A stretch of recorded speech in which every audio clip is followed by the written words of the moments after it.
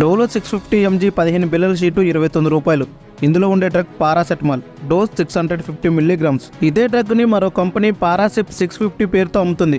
దీని 10 టాబ్లెట్ల షీటు 18 రూపాయలు. అయితే ఇదే డ్రగ్ పారాసెటమాల్ 650 పేరుతో జనరిక్ డ్రగ్గా కూడా దొరుకుతుంది. ఇది 10 టాబ్లెట్ల షీటు ₹4.50కే లభిస్తుంది. జనరిక్ మరియు బ్రాండెడ్ మెడిసిన్స్ మధ్య ప్రధాన వ్యత్యాసం ధర.